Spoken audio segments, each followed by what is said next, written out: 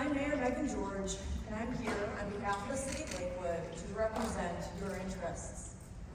I've asked First Energy to hold this public meeting as the city has been advocating for you, Lakewood residents, on this topic for months. I have had personal meetings with First Energy representatives, as well as been in constant dialogue with PUCO, the Ohio Public Utilities Commission, about the chronic, serious failures to provide reliable power to the people of Lakewood. PUCO's investigation into this matter is ongoing, but their initial findings are that it is likely that First Energy has failed to comply with its duties. Beyond what the city and PUCO are doing, it is critically important that First Energy hear directly from you, the Lakewood residents who are most affected. And First Energy needs to speak directly to you about what you're going to do, what they're going to do to solve these problems. It is my expectation that First Energy will be giving a presentation up front that puts on the public record their position on the cause of these chronic outages and their explanation of what they're going to do moving forward. You will have a chance to ask questions and make comments when the First Energy presentation is finished. Each member of the public will be provided up to 3 minutes of time at the microphone. We ask that you please respect that time limit so that we can accommodate as many people as possible. After speaking with so many of you on this topic, I know that you all have a lot to say, and First Energy needs to hear it. It's important that they understand how this has affected all of Lakewood, and that we expect them to be held accountable. Thank you all for being here tonight. And with that, I'm going to turn over the presentation to First Energy representatives. Thank you.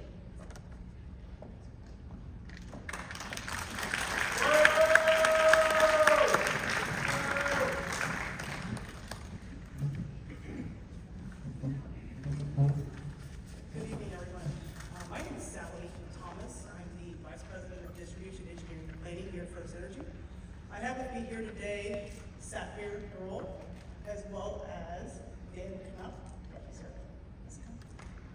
which is our manager of reliability.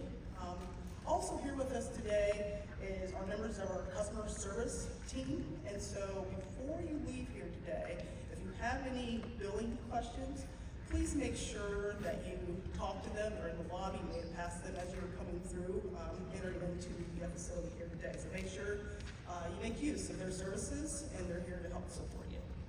Mayor, thank you very much for this opportunity to speak to your constituents here firsthand about the plan that we're going to lay out here today. So the safety of our community and employees, reliable performance of our grid, and providing the service our customers expect are core values of what First Energy strives to do every single day. Unfortunately, over the last several months, the city of Lakewood and the areas around there have lived a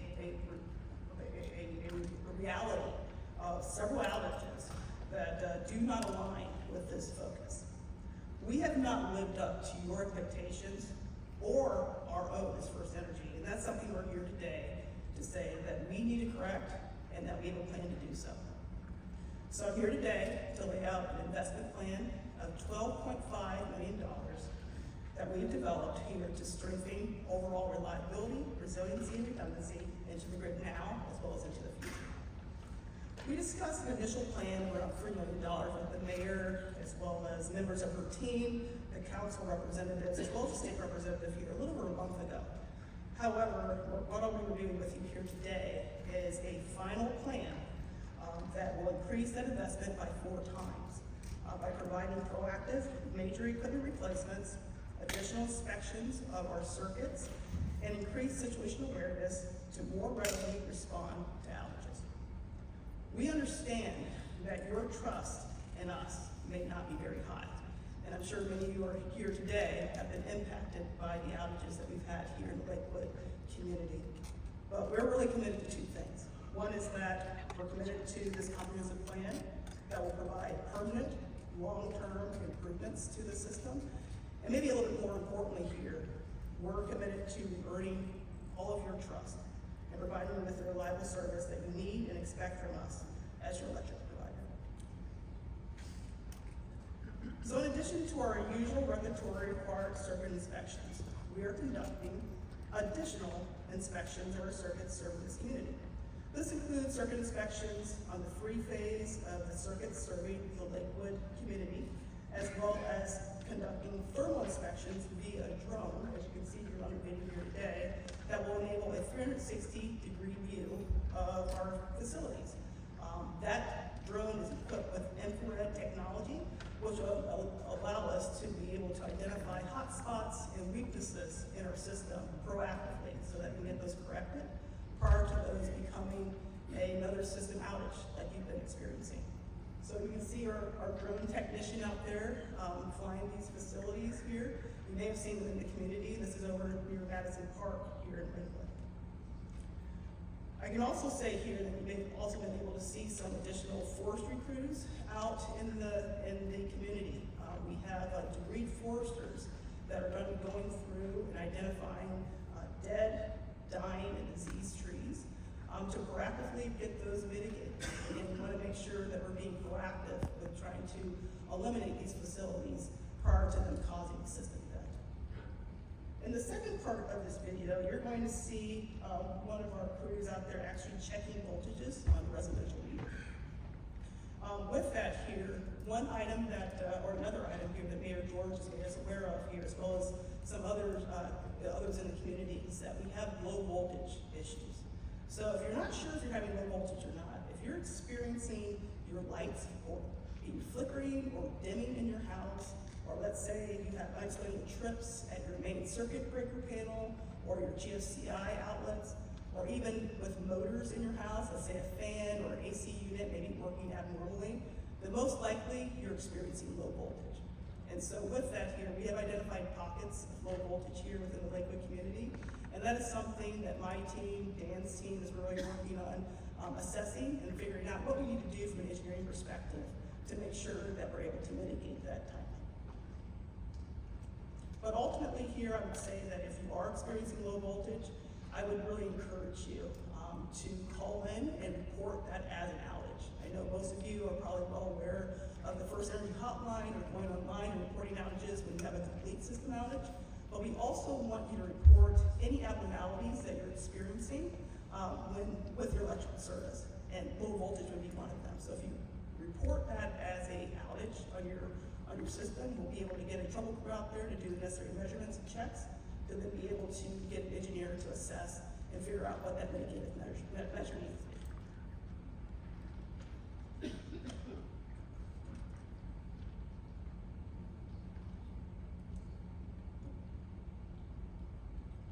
So let's get into the rest of the investment plan. Again, $12.5 million in investment in the system. So as you're likely aware, we have 2 transformers at the Lakewood substation, which serves the majority of this community, in which one of the transformers malfunctioned here in May. I'm sure some of you were impacted by that malfunctioning. And that malfunction of that unit actually ended up installed a mobile transformer or a temporary bank to come in and actually be able to support that load while we're waiting for a permanent replacement. So to help to ensure that the other remaining permanent bank, though, is ready and able to withstand the loads of this community and the customer needs for this community, we have gone through and completed some proactive repairs on that bank, such as replacing arresters and controls. We're also going forward with actually a new pilot of some technology called a partial discharge transfer monitor. These monitors will be able to be installed on both of those transformers, both the mobile unit as well as the permanent unit, to be able to identify weaknesses internal to the transformer that may not be noticeable through normal inspection and maintenance. So that's something that we've been able to work with our industry partners to identify this new technology and actually try it here first in Lakewood so that we can hopefully get a much better idea if there's issues popping up or emerging, that we can get the necessary proactive measures taken so that we don't have a system event. Now, in addition to this though, like I said, there's a mobile unit and there's a permanent unit. Now, that permanent unit is not showing any signs of failures. Like I identified here, we did invest some money to do some proactive repairs on that unit. However, that unit is the same vintage, the same age, the same type as a unit that just malfunctioned here in May. So with that here, we made a decision here, First Energy, the illuminating company, to go forward with replacing both units. And so we were able to move forward with getting that investment, and that's the $4 million that you see, to not just replace the one transformer that is already malfunctioned, but the other one that's not showing signs, but again, we're gonna be proactive with getting that replaced so that going forward, both units will be brand new and able to withstand the needs and demands and the loads of this community far into the future. Next, we are also in the process of proactively upgrading all substation breakers at the Lakewood substation that feeds Lakewood. Now, breakers are a key component on how we protect our system, and they help to really sectionalize outages, that if you have an event, really the goal is, from a protection perspective, to sectionalize that down to as minimal footprint as possible so that you're able to minimize the impact to our communities and to our customers. So the other thing that these breakers allow you to do is that if those customers aren't in that minimized outage zone, you can also then use those breakers to then transfer load over into other circuits so that those customers can be more readily put back in power. So we've completed one breaker here in August already, earlier this month. Another is planned to be completed by the end of the year. And then we have 2 more planned here in 2026. So by the time these are all completed here, all of the breakers in Grulich will be brand new breakers that will improve overall reliability, resiliency, and redundancy in our system. And then finally, smart meters. Smart meter installations are planned to begin end of 2026. These meters will enable better real-time situational awareness and really help with voltage monitoring, like I mentioned earlier, making low voltage issues. These monitors will be able to more readily identify that instead of us sending a crew out there to take the necessary measurements, as well as through power restoration. These meters will be able to report back to us whether you're in power or out of power during a storm event, so that we can more readily dispatch crews to try to get you restored as quickly as possible.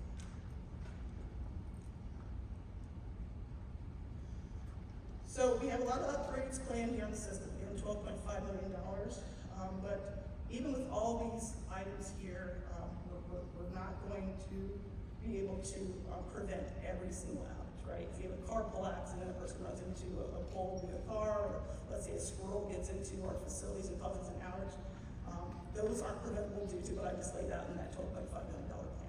So we really want to encourage you, if you have an outage at your system or an abnormality with how your power is functioning, such as low voltage, please reach out, report. We really want you to make use of the tool that we have online for the website, as well as physically calling that phone number. Whatever's easiest for you, please report the issue, and we will do our best to dispatch necessary crews and get the right people engaged to get things resolved and corrected timely. I will also say here that, again, as part of talking with the mayor, there were some issues that she identified that the community had with the estimated times of restoration.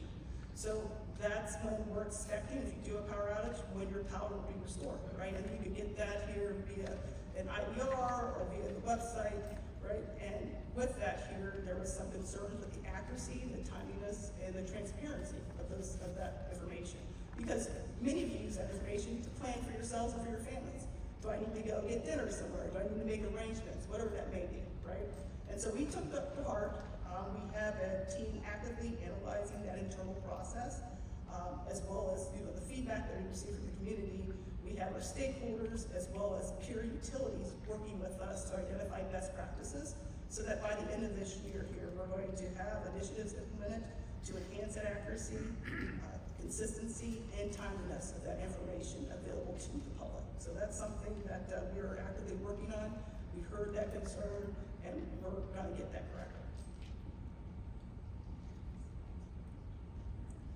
So ultimately, we understand the frustration. I completely understand probably why you left your homes here tonight and spent a lovely summer day here in Lakewood to come in here and really talk here today. You guys are frustrated. I understand that completely. But we're here committed to fixing this issue for this great community. The mayor shared with us some of the concerns and safety issues that many of you have experienced as a result of these outages. You know, electricity is the lifeblood to many tasks in our daily lives.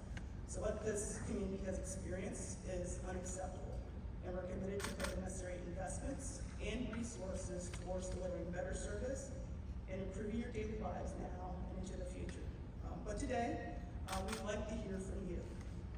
This town hall was really twofold. One was for me to lay out this plan so that you guys understand what we're investing in, what we're planning to do in the system. You can also hold us accountable to meeting this here for this great community.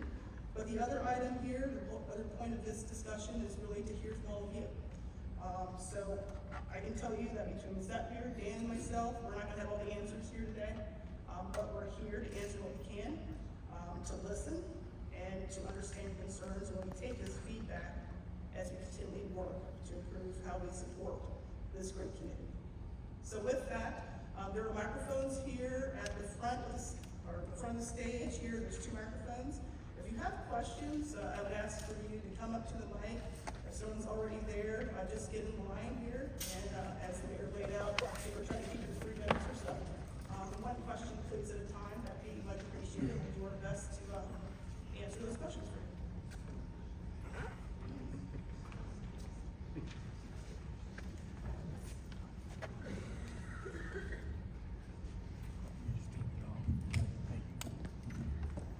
Good afternoon.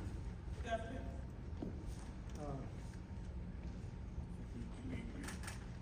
Can you hear me? Yes. Okay. I have a complaint. I'm in a wheelchair, so I'm handicapped. And electricity went out 3 times, and I'm in my lawn chair, that's why I sleep at Timber Lawn. One was 2.5 hours, the other was 3 hours, and I had a 2-hour week. And I'm stuck in the wheelchair, or the recliner. And then another time, I have an elevator to take me down to the first floor. And I get on it, I go down about halfway, it stops. Now I'm stuck there for 2.5 hours. Couldn't get up, couldn't get down. If I got down, I'd fall straight to the concrete. I couldn't get up, because there it was. I couldn't do anything. So I'm sitting in the elevator there, my little wheelchair elevator. So I think maybe people should look at all the handicapped people around here and maybe generate some electricity through the generators. Supply us with generators. Some of us can't afford them. I can't. So I don't know if you can or not. So that's it. So I think your question was, given your condition here, that could we supply generators? Sure. The disabled community, right? Right. Okay. So I'll start off, and if there's any other color here from my constituents, I'll let them go through. So what I would recommend here is that I think it would be great for you to reach out to our hotline. Okay. And talk to our customer service team. Yes. There is a kind of a critical customer list that we could keep in terms of customers that have medical concerns. Okay. And from that here, that'll help us to prioritize mitigative measures when we get into system outages like that. So again, please reach out. You can maybe even talk to our customer representatives here today and Okay. just let them know. But to get you registered, that will allow us to be more proactive as we go to restore power. Yes. Okay. Thank you. Thank you, sir. Thank you. Eunice? Can you hear me? This is just a question about one of your slides, the distribution of the funds. You referred to 12 million or 12.5 million, Yes. but maybe I'm wrong, but the math didn't work out. It's 5, 9, 10.6. So it's 5,000 at the very beginning. Oh, okay, Yeah. okay, sorry, my mistake. I was just trying to understand the distribution. Yes, Thanks. no problem. Thank you for the question.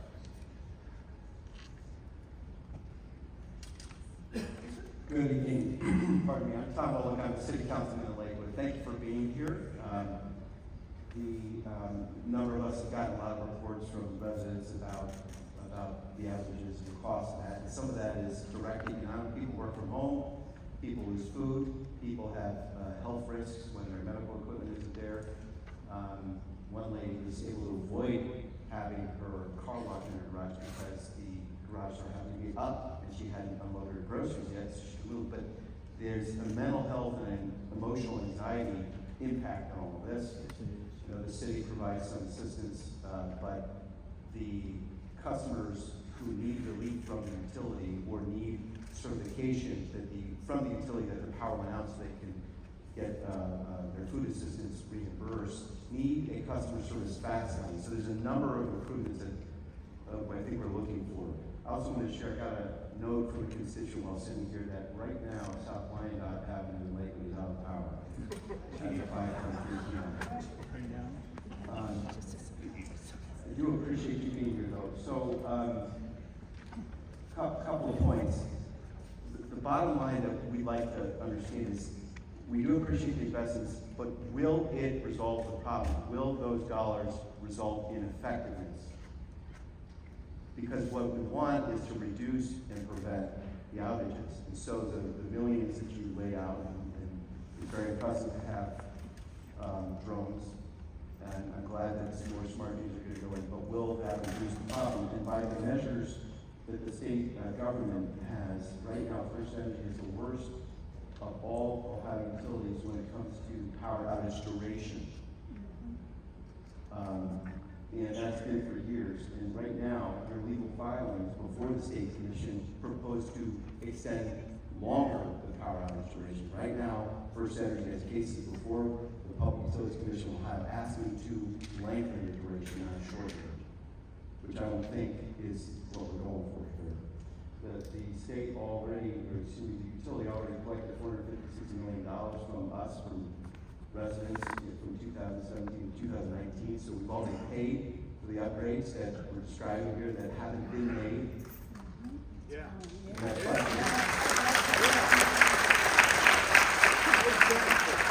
so there's a certain amount of urgency that you're hearing from those of us in the community.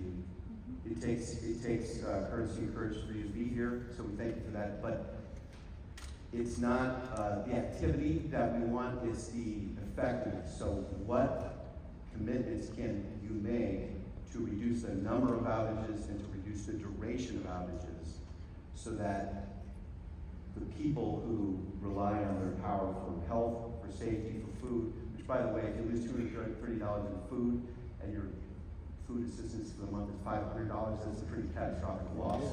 Sure. So that the energy destruction is reduced or prevented, or if it happens, that it's mitigated and the emergency response is swift and effective. Yeah, so, is my mic, can you hear me? No. Can you hear me? Louder. How about now? All right. So my name's Dan Knopf. I'm the manager of reliability for the state of Ohio. So the outage on Wyandotte is one issue. So Sally had talked through, us as engineering going out and taking spot checks on different areas when we get calls from customers. The outage on Wyandotte is us replacing a transformer and changing some connections on a pole-mounted transformer to improve the voltage and correct the voltage to that area. So that was an issue that we identified today. We have crews that are working now to resolve that issue. So we're separating some of the load on that transformer by installing a second transformer on an adjacent pole to help provide additional capacity in that area and resolve that problem. So that's why. So it's not necessarily a planned outage, but it was part of activity that we have to do by de-energizing those homes to replace those connections. The duration question that you had, that's part of our reliability standards filing that we have in front of the Public Utilities Commission of Ohio. So we have filed that. It's currently with the Public Utilities Commission for negotiation and settlement. So what you said is correct. We have filed based on our historical performance, and we're working with the commission to negotiate those timeframes. And we expect to have a result at the end of this year as far as a stipulation on that filing.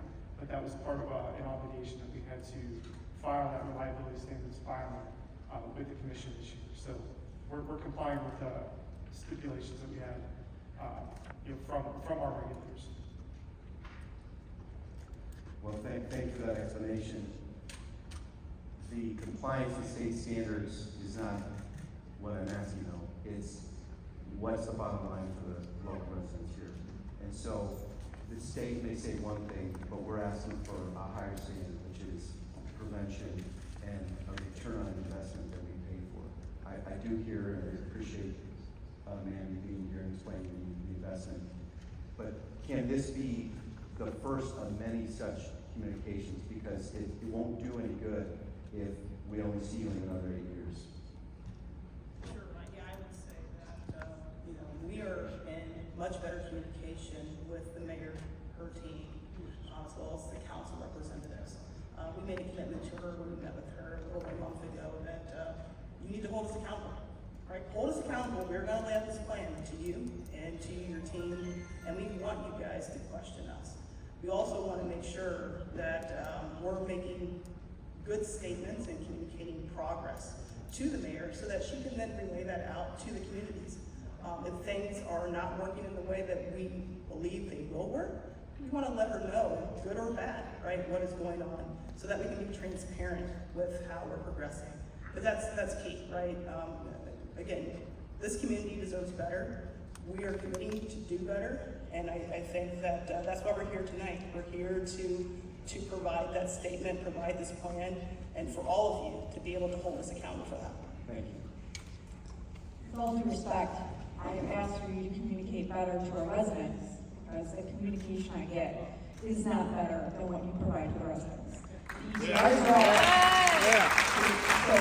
not put this on the mayor to communicate your bad information. You need to communicate proper information to your customers. Hear, hear, hear, hear. Hear, hear.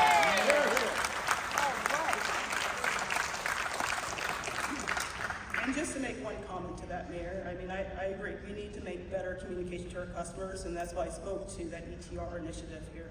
That is a key piece of information that most of you use here when you get into an event like this, whether it's short-term or long-term. That ETR is of critical information to all of you. And so for us to go out there, identify an initiative, identify best practices, put those in place here readily so that by the end of this year we'll have better accuracy, better communication to our communities that we serve. That is just one step, but that's something that we heard very loud and clear from you, Mayor, and we're actively working to pursue that. Yes, sir? You understand you're in a very hostile room today. I kind of get that tone. Yeah. My first question is, why has it taken this forum for you to start being proactive on a system that should have been upgraded continuously for years? Hear, hear. Yes, yes, yes. Again, forgive me because I'm still kind of bitter about the whole HB 60 thing. Yes, exactly. It's so low, I have invested $50,000 in a solar system so I can keep power on in my house with a battery backup. I should not have had to do that because we can't rely on our power. So I don't really have a question per se, but I just wanted to say we don't trust you. So you gotta be good. Thank you. Yep. Thanks everyone, first of all, for all the previous questions that helped answer some of my questions. I'm wondering where the money's coming from. Our rates are already so high. Are there any chances of rates ever coming down again for us, for electrical, all of our utilities, really? And does Lakewood have an aggregate program? We used to have a NOPED, that's more for the city, that question, to help us with that. If we don't, that might be one thing to look at. I know I suffered all of the outages pretty much, especially in October, which was almost 10 days, I think, for me on Bell Avenue. And wondered again why it took so long to come on. And when we're in the dark, we need to remember the people have no contact. We don't have a TV to tell us if there's a storm. We don't have a phone that's working. We're looking for places to charge our phone. Another thing we could use during the storms is notice of where there are charging stations to help us. That was a problem for me, especially in getting in touch with people who are sick. So the aggregate question, are there any food rebates? There was talk from the neighbors about SNAP handling that, but I don't qualify for SNAP yet. I've thrown out groceries more than 3 times. So what is my resource? Some of these are city questions as well. Okay, and just, why just the Lakewood area? It seems like, even if there are rolling outages, if we could even know that it's coming, if you're changing equipment and changing a transformer, and my power's going to be out for a day or two, a heads up might be nice, we can get out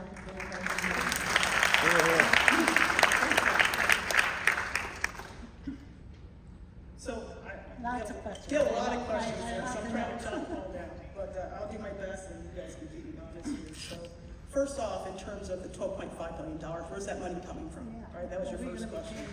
So that money has been absorbed into our current budgets. So what you have paid already will not go up as a result of the $12.5 million investment.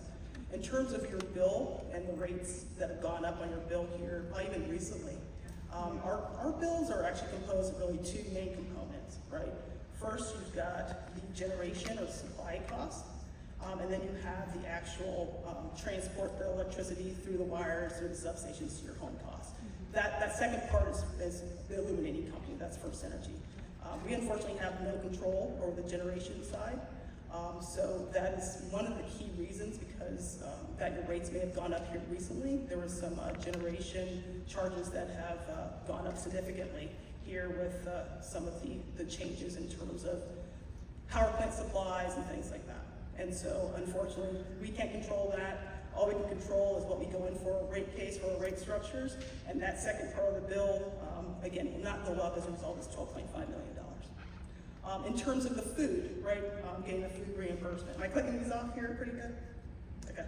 All right, so for the food, so understand there's frustration around that. Grocery bills have gone up dramatically in the last couple of years. I completely feel your pain on that. With that here, however, First Energy is under a state tariff, and that tariff is actually kind of our regulatory requirements around how we manage a utility. Every utility, every electric company within Ohio has a tariff that they have to abide with. Our tariff doesn't allow us to reimburse for food due to a storm or an outage. It also doesn't allow you to, let's say, reimburse for equipment failures due to an outage, a power issue, or an outage. And so we are limited by that. However, what I would recommend here is that you call in to our customer team and make your request known, let them know what your situation is. And case by case, we're going to be looking at that and trying to figure out what we're able to do. Were there other, I want to make sure I hit all of them, so that is, anything else? Well, why specifically this area? Is it because of the old equipment? And I'm with some of the other people where I thought years ago, I've been here 40 years, and I thought this was supposed to have been fixed years ago. So the Lakewood substation serves close to 10,000 customers, or just over 10,000 customers, both in the city of Lakewood and the western part of the municipal people. So the issues were related to the subtransmission that feeds Lakewood substation or the Lakewood substation itself, which is why it's been primarily the Lakewood footprint. The substation transformer that Sally mentioned earlier that's being replaced was 2006 vintage. It was very young in the age of a transformer, so there was no expectation of any issue or malfunction with that transformer that we saw. So the answer to your question is, was it old equipment? It wasn't, and that's why we're proactively replacing the second transformer to ensure that we have reliable service going forward. Okay, thank you. You're welcome. All right, first of all, I'd like to say, Yes, we have the finest, best trained linemen and technicians in the country. Every time there's an emergency, you send them out to wherever. Well, how are they supposed to work on this crap that we have? This antiquated stuff that you've been ignoring for decades. and not repairing or replacing. Now, all of a sudden, because there's outages and people are starting to bitch, now people are paying attention. That's not how it's supposed to work. You're supposed to take care of us. We've been paying these bills for all these years. You're showing us that fiddly stuff for millions of dollars. That's nothing. You've been getting money out of this community for 100 years. Come on, take care of us. Yes. Right. Yeah, thank you for your comments, sir. I understand the frustration. And with that here, we have been doing routine circuit inspections, substation inspections, and we have to do that per the requirements here that the PUCO holds us to.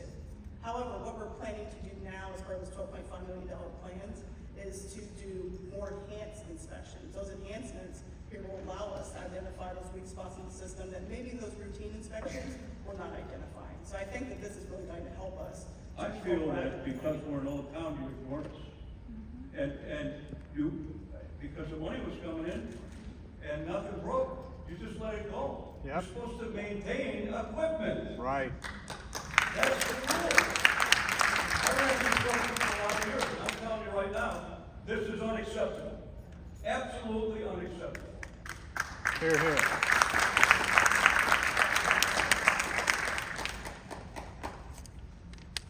Talking about maintenance, we are Lakewood.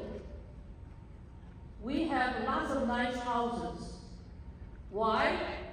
It's not just city required us to do that. That's because all the residents in the area, we put in effort to maintain and repair our houses. Why haven't you do the same? Why haven't you done the same? Don't tell us equipment is old. Even the equipment is not old, the maintenance and repairing should have been consistently done.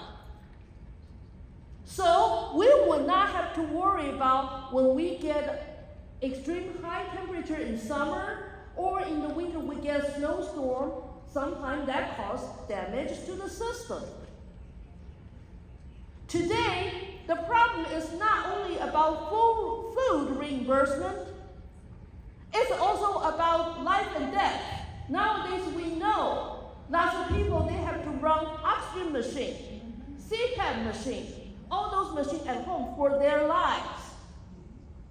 When you give us no power and no promise you can repair that in a certain amount of time, you put all our lives in the air. So today, for the money you spend here, that's nothing. Comparing to the money you could spend for HB6. So now my question is, will you promise in the next 5 to 10 years, your company will not apply for any rate hikes to the PUCO?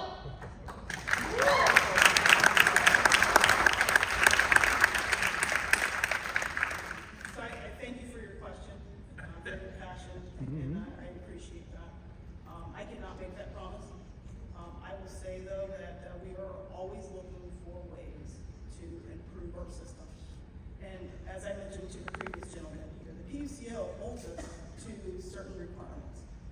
We have to report those items to them periodically to let them know that we're actually doing it, such as circuit inspections, substation inspections, and things of that nature. So we are doing the routine circuit inspections, substation inspections that we're required to do, and when we find things, we're doing them correctly. However, again, for this community, it hasn't been good enough.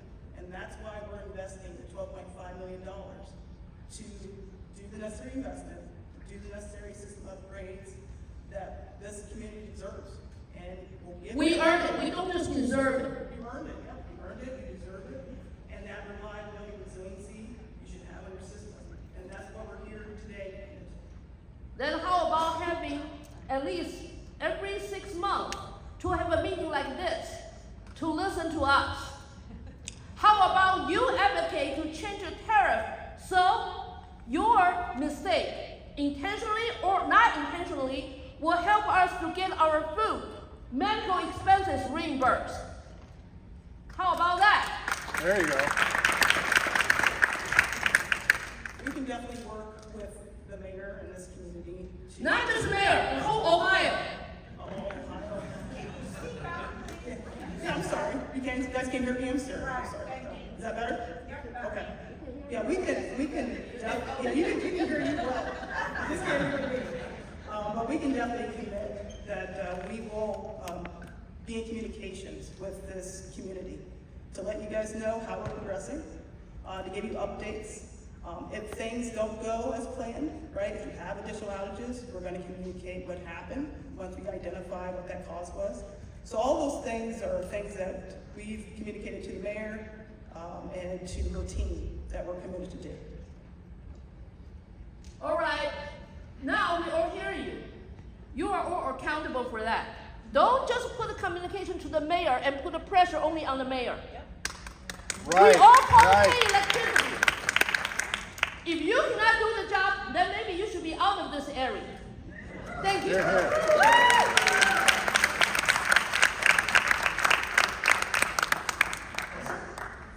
I have a question for the audience. How many people have lost food or electronics or have a medical condition? Please raise your hand.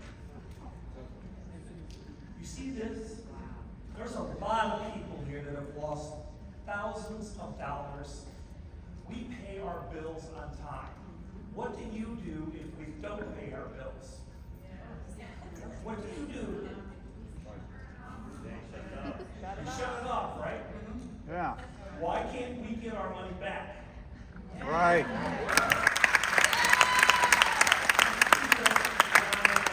It's PUCO that regulates us. You have billions of dollars in First Energy. $12 million is nothing. You should be refunding us for our losses. Right. Thank you for your question. I understand the frustration. I guess I would say that, again, the tariff doesn't allow us to refund you for loss of food and things like that. However, again, we recommend that you call in, make your concerns known, and we will work with you case by case. Please say the number at least twice. The number for what, sir? Call in. Oh, okay. I will put it on the screen here, actually. So that number right there, the 188 lights number, if you could call in, that is kind of the mini number to get to our contact center. I would suggest that the people of Lakewood and the west side of Cleveland call that number and inundate that number every day. Thank you.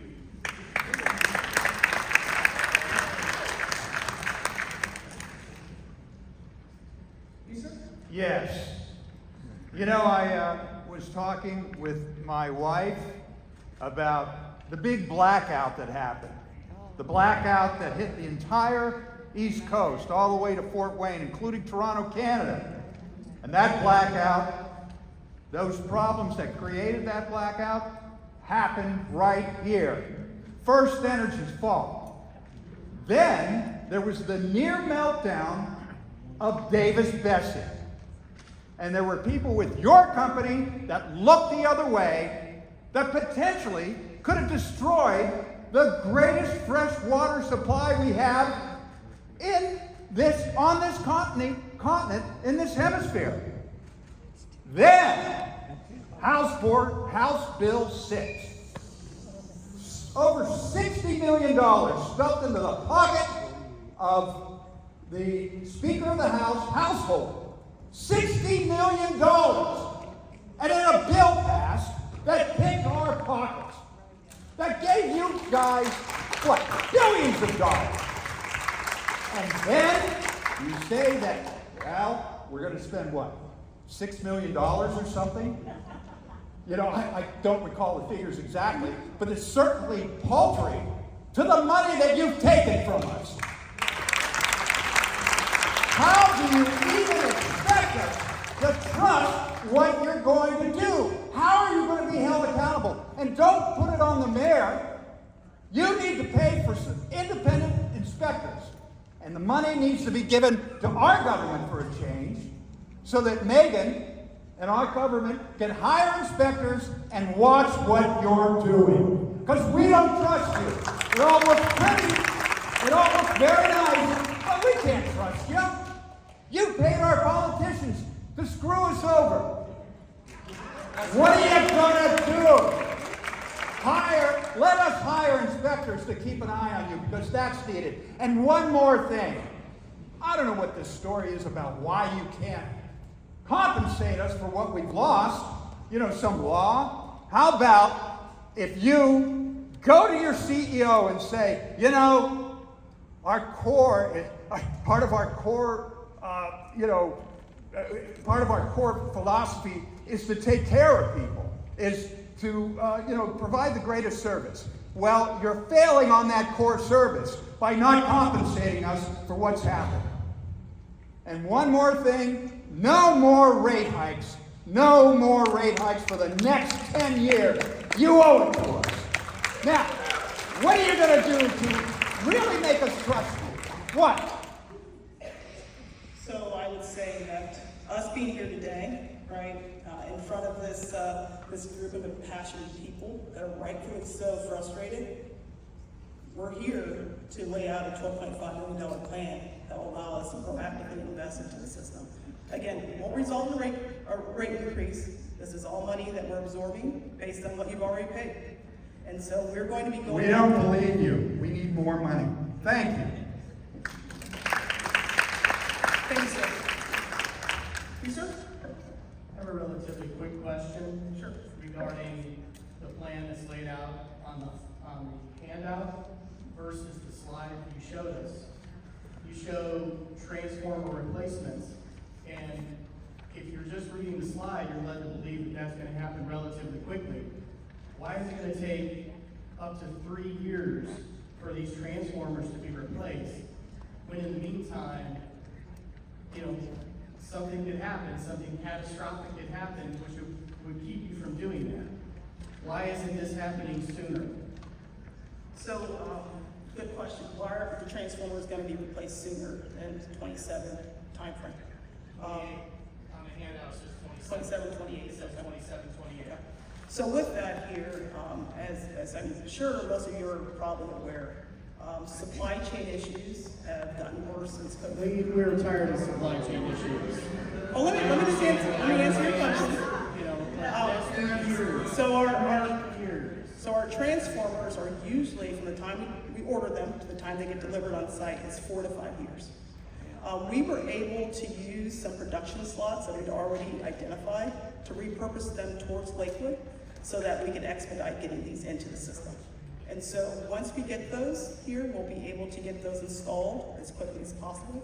Again, the thought would be that we would get the initial one, the priority one, which would be the replacement of the mobile unit installed first. And that'll probably be in 2027, Q2 2027. And then shortly after, we're anticipating the second transformer to be installed. So that's really the long and short of it here, but we were able to expedite it here a couple years because of our repurposing of those available production slots.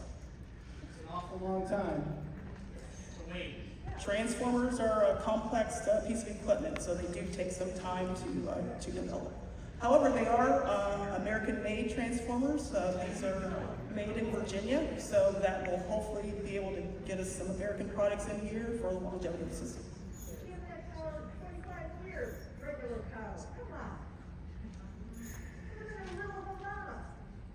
I'm sorry, ma'am, I can't hear what you're saying. Okay. Hi, my name is Allison Urbanek. I am from Lakewood News. There is now a power outage in Clifton Park. Just Elber as well. Elber. So we have, while we've been here, you're reporting to 3 power outages. And I've been standing here waiting, hearing all of this very heartfelt thoughts from the residents here, and trying to figure out what I'm going to say. I don't know that you should have in your speech up there that your commitment to us is by having this meeting. That is not a commitment. That is the least that you can do to help us achieve this. You are the one who's creating the problem. And I'm going to ask this question, and I know you're probably not going to answer it, but how did we get here? I have not heard that answered once. I've heard many excuses, 5 years ago the transformer, old transformers, new transformers, all of this is above our pay grade. That's your responsibility. And I have a statement that I'm going to make, but I'm going to leave you with this question, and I hope that you answer it. How did we get here? And I want a straight answer if you're able to do that. But so far there has been nothing other than, you understand our frustrations, and I don't know if you've had power outages where you live, but I don't know that you really are understanding that, and I'm going to tell you why. I'm standing up here representing myself. I live on St. Charles Avenue, which has gone out, I don't know, this year alone. The gentleman who was just up here also lives on St. Charles. It's gone out like 6 times, and that's just unacceptable. But I also work at a local nonprofit organization that provides affordable housing for older adults.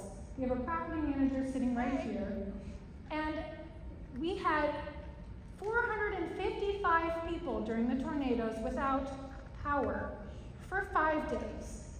We had generators, thankfully. We were able to provide fairly reasonable accommodations to give them a decent place to live. We have another building in this, in Lakewood, so we have over 600 people who are older adults. You talk about a critical list of people, customers, who we should be, calling up saying, hi, we're vulnerable populations, you should make us a priority. The apartment building, the Westerly Apartments, was one of the very last buildings to be turned on during the tornadoes. You do not prioritize vulnerable populations. It was the very last building to be turned on. St. Charles was the last street in Lakewood to be turned on. So I really ask you, when you say you understand our frustrations, think about the vulnerable populations, the older adults who do not have the ability to just to light a candle and make fun of, have dinner on the floor and, make the best of it. Health issues. Food. They don't have a lot of income. They have to throw out their groceries. Low-income residents who work 60 hours a week to keep the lights on, and you're saying that you cannot reimburse us for lost food. That is not a big issue in my house. It sucks. It's terrible. But it is horrific and life-changing for so many of our residents. I also encourage you to stop saying that you understand our frustrations because you don't. So I'm asking you, to truly make an impactful act and policy to really take a look at how we are going to impact and make changes so that our vulnerable populations are not affected and the money is not coming out of their pockets. You are going to take responsibilities, and you are going to find a way to reimburse people for the lost, whatever it is that they have, medical equipment, grocery costs. But we need better answers than call our customer service line when 100 billion other people are calling every day.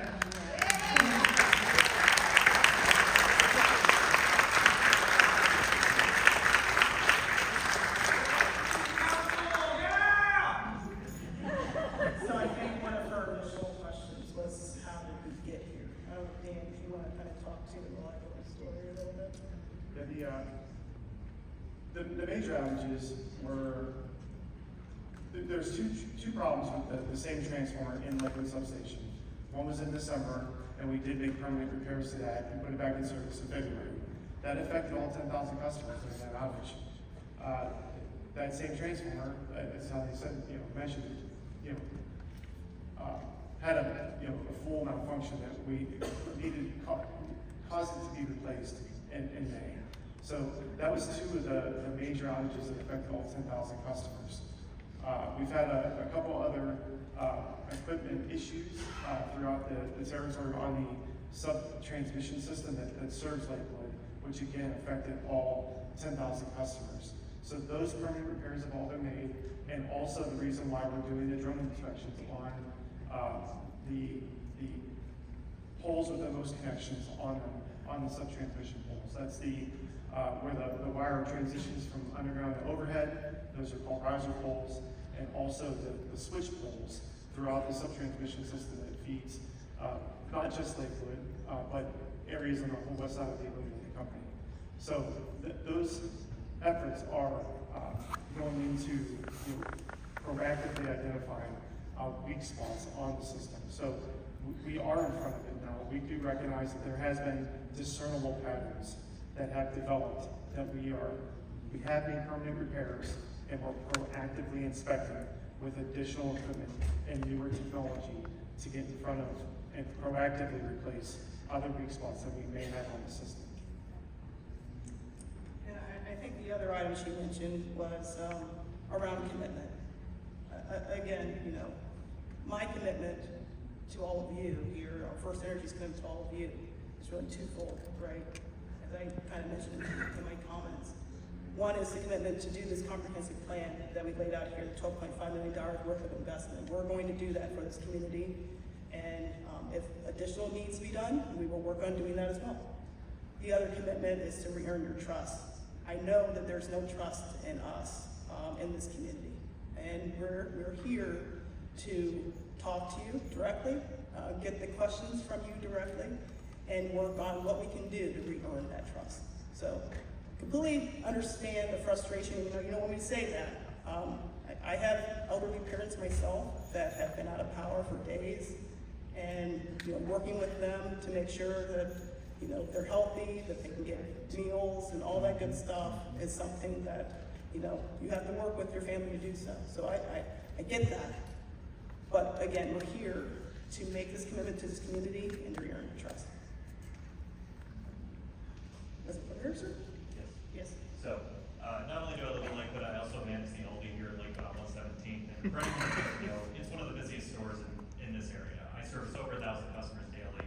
And when we lost power and refrigeration due to the power outages multiple times inside of 1 week, that job is already stressful enough as is, managing that store, managing over 20 people, and managing over 1,000 customers a day. But then when the power goes out, we don't have generators, so we have to pull all the product and put it on refrigerated trucks. And when you run a store with that level of volume, it takes at least 3 refrigerated semi-trucks to load that up, and several more hours beyond what I'm paid for to work. And it caused a lot of undue stress to myself and my staff. Many of them thought about quitting. I thought about killing myself and lived in a psych ward for a week. And I know you're not paying my hospital bills. You have to pay the grocery bills for all the people, the thousands of people that lost the ability to shop on that one day or the multiple days that we lost power. So I don't want your corporate response. I don't want you to feel my frustration. I really don't care. Just do better, get it right, get it fixed, because I want to service my community and make sure that they have groceries to take care of themselves.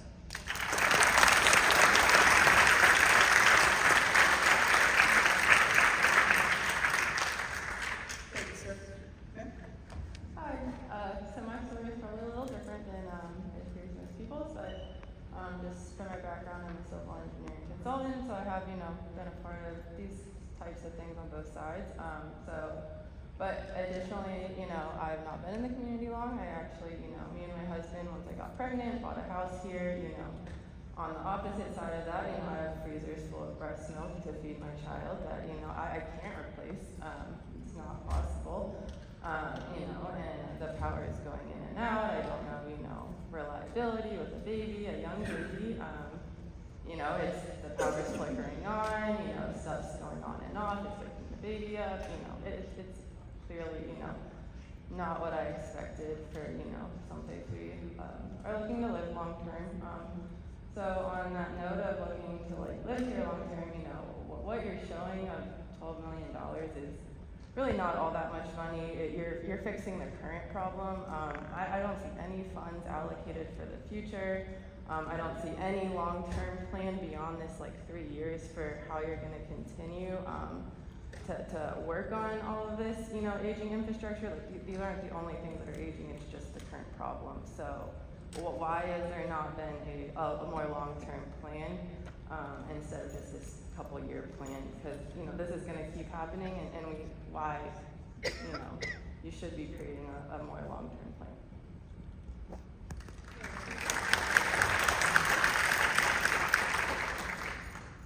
So what we came here to communicate was the short term, what we're stating. These are the problems that we're seeing. It took us, we deep dove, and these are the problems that we want to fix right away to get the reliability that we expect to provide for you and the reliability that you expect. We're also taking a deeper dive across all of the system here to see what is the longer term vision and plan. And so that as we develop and formulate that, we will communicate and you know, not just for yourself and for the rest of the residents that we serve coming across. And is this not a standard thing to do in your industry to create these plans? I guess, you know, I worked in aviation, we create, you know, 20-year plans consistently for the airports on, you know, when they reach this mark, this is what we're gonna do. Oh, why is that not something you do in your industry? Like, why do you not consistently have these plans for if this happens, this is what we do, here's where we're getting these funds allocated? Why are we waiting until there's a problem and then we're coming up with the plan?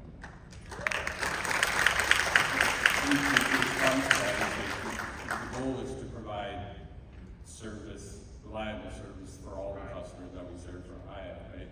So you basically take a look at where we're at, where the system is. You try to get in front where the system is degrading faster, and that's where you focus. And so based on this summer, the outages that we've had, there was degradation. We're investing here in Lakewood. So what we've stated, we're going to accelerate, and then we added additional investment to make sure that we solve the near-term issues. There are longer-term plans that the company has coming across. Just as we see reliability degradation in certain areas, we pull those ahead and we take a longer look at some of the systems approaches that we have to see where the future vision needs to be to provide that reliable service. So I'm not saying that we don't have plans. We have plans, we have long-term plans. You just don't give them to us to see, you know, their internal. Right. Yeah, so I mean, we can't hold you accountable. Aviation-wise, we put them out to the community so everybody can be held accountable. Like, if you have these plans, why can't you turn them over to us so we can see what the plan is? Yeah. An internal plan that can do us on the budget. Thank you.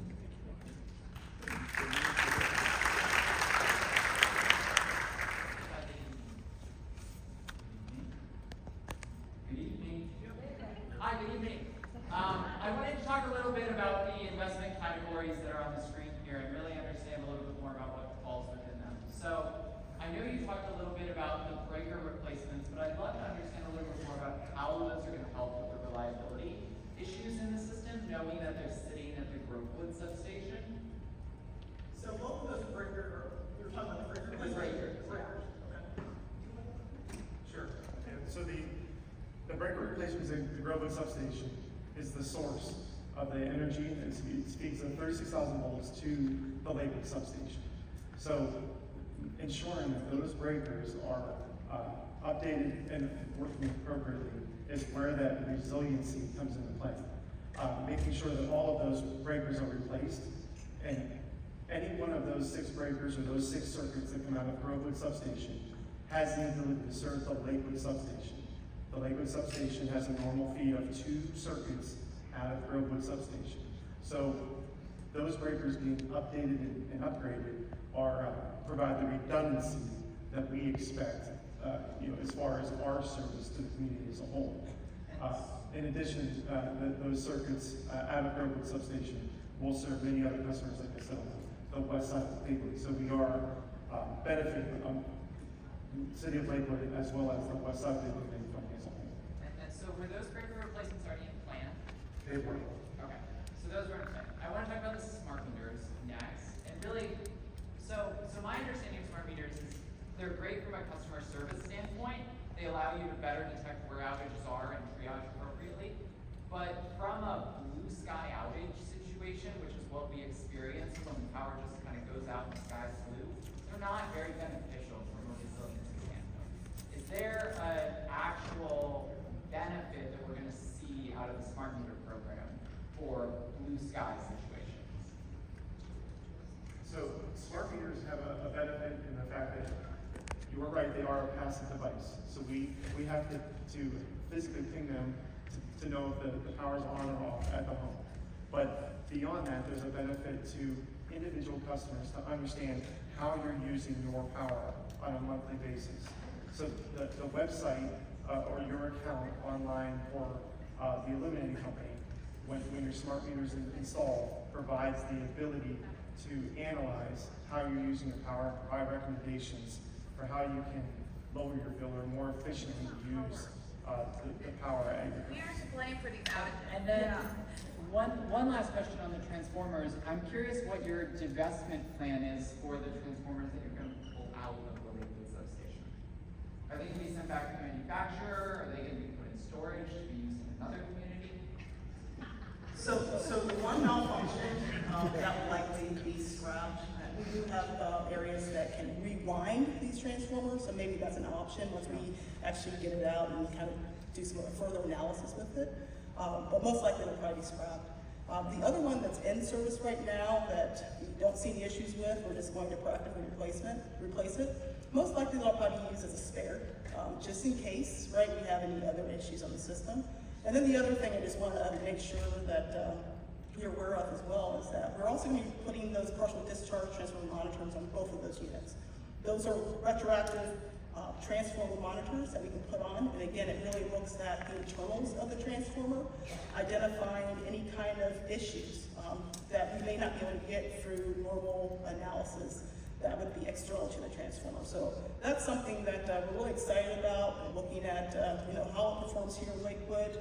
We have some really high expectations here based on the industry partners we're working with and what they've used it on their systems for potentially using that across our territory here. Again, retroactive, it sends that information back to our necessary asset team so that they can identify those issues and then get those resolved prior to an actual big event. Yeah, no, so I appreciate it. I guess what I'm seeing here is that really what we're looking at is a $2 million incremental investment that's being made in this community. I'm seeing programs that are in plan have maybe vague reliability benefits. And I think I echo my previous neighbor in really challenging the company to work with us, because I think we're willing to be at the table to actually figure out where the distribution grid should be going. But what I'm seeing here is kind of a menagerie that's not really actually going to solve all of the problems in a comprehensive way.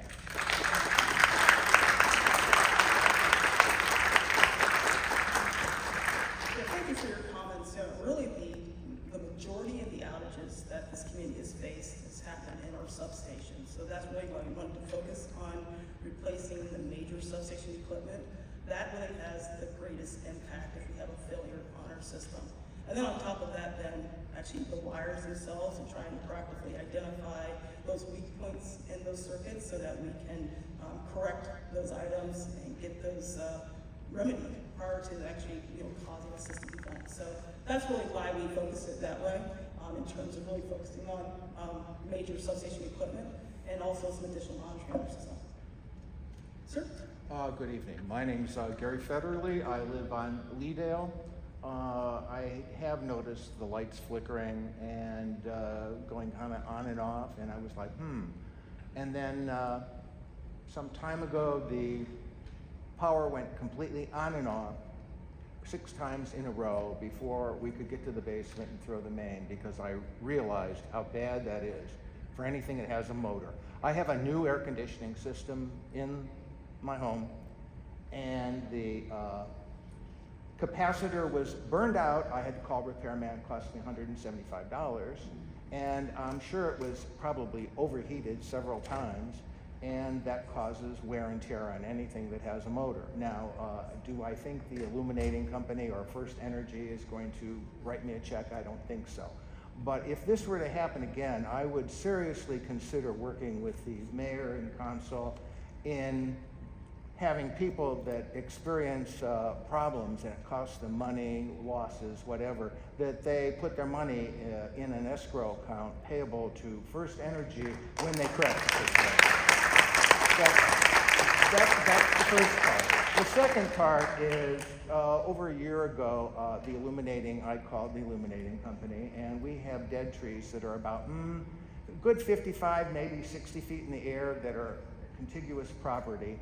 On the property lines in the rear, and I said they really need to come down because they're right over the power line, and everybody down the street will lose their power and they will come down in inclement weather. And they said, well, they don't do that. Well, the first person said, well, they should have, but they didn't, so they don't do it now. And I think I know a reason for that in terms of policy of First Energy. I think that they don't want to spend more money than they have to, which is most people's modus operandi. And I know that the three of you don't make policy for First Energy, so I appreciate you listening to me. But I do hope that you take this message to your superiors and tell them that the people in this community are very serious, and there are a number of people that are beyond quite competent to manage an aggressive campaign to hold your feet to the fire. Now, that being said, suddenly, since there were the article in the local Lakewood paper and in the Plain Dealer about the problems in Lakewood with First Energy, they corrected a transformer problem across the street from me within the past week. And also, I called First Energy regarding the same tree issue from the year before. And First Energy sent someone out and they said that they will, take these trees down to at least below the power lines, where any dead branches and dead trees, and these are substantial. And I'm very happy and glad that First Energy decided that this is a good thing, because it is a good thing.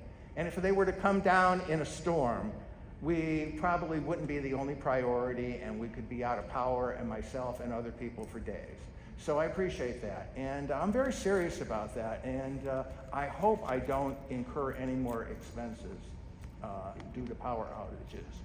Because I don't know, because I have heard that other people have experienced the same thing in terms of capacitors on their utilities in their home. So thank you for your time, and I realize that you're just an employee and you work for people, and so I hope I've been polite, but I insist that you tell your superiors that we're very serious. Thank you.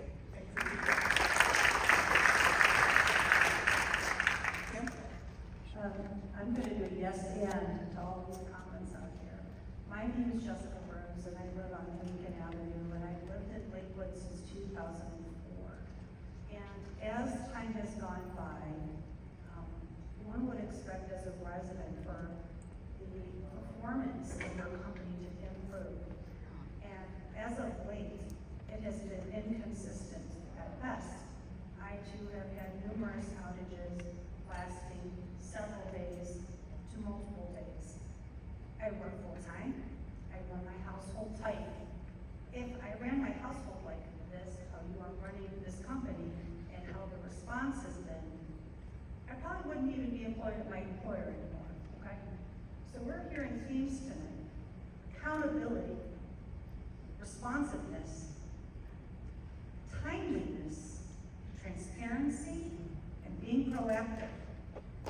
I will be your accountability partner, and I would invite the mayor and our community here to come up, level up, get a board with us, an energy board with our community, representatives of your company that are capable of making policies and change. It needs to happen. You can't go backwards, you can only go forward. And I would really like space with this community where we move forward, whether it's with you or another company. Because I was so fed up the last time my power was out, lying on the couch, 9:30 at night, talking to my mother, and I have the power goes out, and I have to get up to go to work tomorrow, and I don't know how long that's gonna be out, and I have food to worry about now, I have my dogs, my daughter, and I called the mayor's office, and I called my council person, and I said, I'm done. What do I have to do to support you? I'll do it. I got your back. And if we find another vendor, it's a big world, guys. It's a global community. We can get energy from a lot of resources. But if you want to stay in this game with this community, it is time to build bridges. It is time to move forward. I would like to invite you to think about one other thing. I graduated from CASE, their executive MBA program at Weatherhead, and they have a process called the Appreciative Inquiry Process. It is a positive, generative way of creating solutions when there are challenging times. And if you could just allow me one more moment here, I would like to read something for you, okay?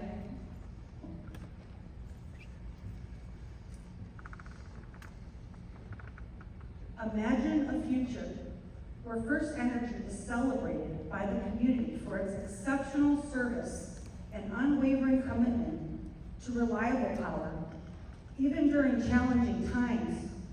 Think about the times when First Energy has demonstrated its best-in-class service and restored power efficiently and effectively.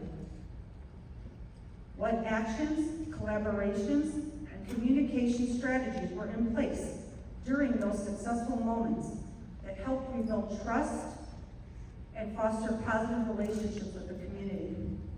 What unique strengths and resources does First Energy possess that could be leveraged to consistently create such a positive experience for all customers and solidify their reputation as a trusted and valued partner in the community? I'll leave you with that.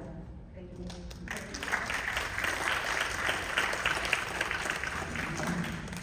Good evening, and thank you for coming. I've lived in Lakewood for 27 years, and for the past 2 years, I have had more power outages, and I've seen more trucks, more of your trucks, throughout the city than I did in the first 25 years. So getting up here now is a bit late, but I'm glad you're here at least now. And I'm glad the city is finally doing something as well. I'm probably not the only person in this room who received a hang tag on my door the other day that said that you guys will be in my backyard trimming trees near power lines. That's great, I understand that.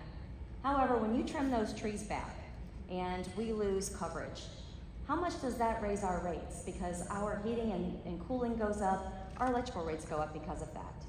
So I guess maybe you can't answer that question about how much my rates would go up because of something like that. However, why can't you start to bury the electrical lines as you do in other states? I mean, you have the money for HB6, certainly you can find the money for that.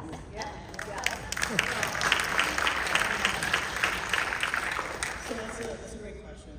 That is something that selective undergrounding is actually a topic that has come up quite often here recently at First Energy. Now, as you're probably well aware, it does cost more.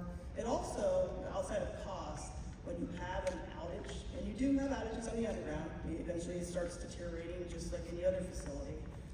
Finding that outage takes more time, right? So there are some drawbacks to it, but it is something that we're looking at from a company perspective, that there may be situations throughout our communities that may benefit from doing some selective undergrounding. Not everywhere, because we want to make sure we're using getting the best bang for the buck from the investment that we're putting into our system, but there may be opportunities for us to do it in selective areas that warrant that. Are you considering Lakewood specifically? So we haven't identified that as part of this plan, but again, we are looking at long-term plans, right, 5-10 years, to say, are there opportunities for that in this community as well as across Ohio? So that's something that we are investigating. Thank you. Thank you. Hi. Can you hear me? I can't tell if it's on. Kind of. That mic is not as good as this one. Let me angle it down a little bit. That's much better. Challenge. First of all, I'm glad you suggested my question, one of my 3 questions, which that'll be briefer. It would be good. My suggestion would be see if you can do it every time the city of Lakewood pulls up our streets for water or gas line or something like that. But just a suggestion. Second of all, thank you for coming. I work in compliance, so I have a little bit of idea what it is to deal with complaints from things that were from before you even started with the company. You can't fix what happened in the past. I do expect you to do a better job going forward. And my 2 points of that are, I am not as endangered as many of you are with medical equipment, but I do have an insulin pump. During one of our outages, I almost couldn't find a place to charge it. So, my first suggestion is, in the past, you helped by sending out, I'm not expecting you to pay for it, by the way, but you helped by sending out power strips and LED lights. Can you look into some kind of a program to help us get a discount on solar panel chargers, even if they're just the little kind that charge your phone and your insulin pump? Second of all, people keep getting frustrated you're not communicating. You're focused on the mayor.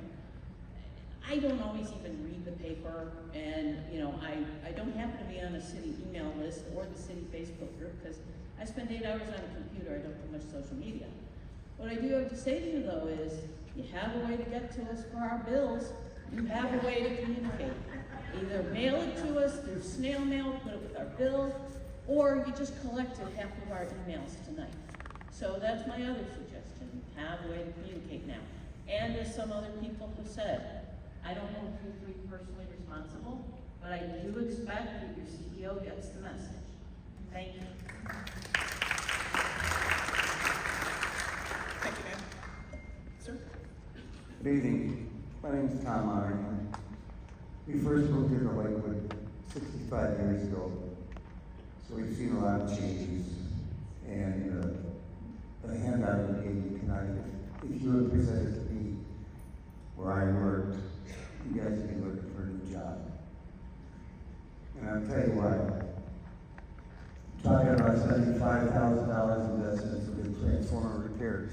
And I thought this must be up at the Lake Erie Screw Company, is that the substation we're talking about? The Lakewood substation. Is that the one on the ethics? Okay. The transformer replacements, you don't have any extra transformers sitting around. When I ran the Justice Center, the first thing I did, I bought 2 motors for every motor and engine in the building. And I had an ignorant county commissioner say, why the hell do you need 2 of these things? I said, well, you're familiar with Bobson Hardware, a lot of people here. They don't carry these kind of motors, these 1125 or 200, 300 horsepower motors that we use at the Justice Center.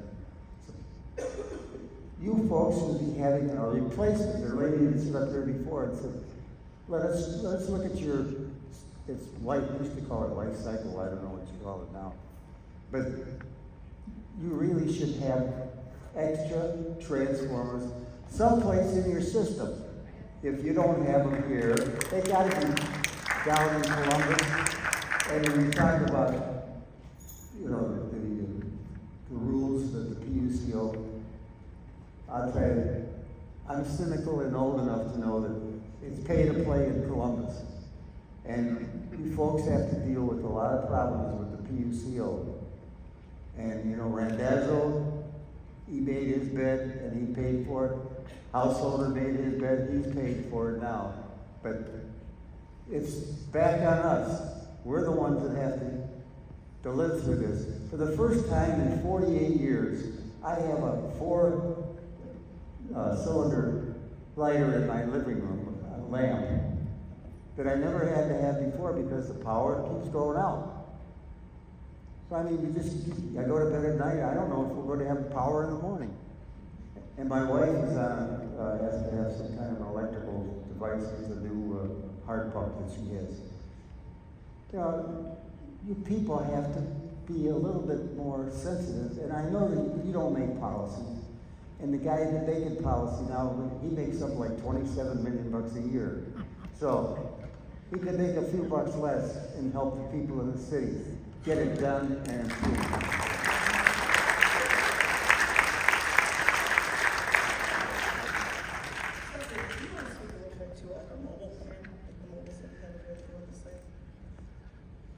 Sure. As far as the spare transformers coming across, I mean, there are spare transformers across the system, but those are based on, we look at age, degradation, as Sally had stated, the one that had issues and concerns failed prematurely, so we didn't expect that we would be replacing that from that perspective.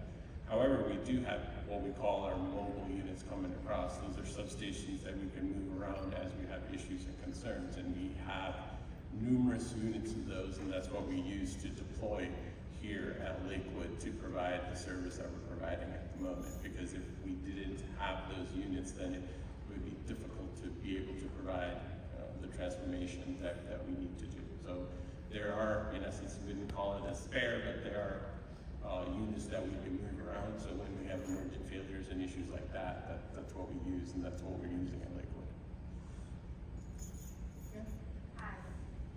Hi, my name is Emily McCurney. I live on Elber Avenue. I had no intention of coming to this meeting until my power went out at 5 o'clock. Our councilman just got up and said, "Oh, I just got a text. The power is out on Wyandotte." And Dan, you were able to say, we're doing transformer repair, so we had to de-energize some of his houses. Why, as someone whose house was affected, did I not know about that until a councilman came up and asked? That wasn't a planned outage. That was a result of an issue that we had to do it, so. Sure, but when that happened, why wasn't I told, oh, this is what's happening? Why don't we have access to that information?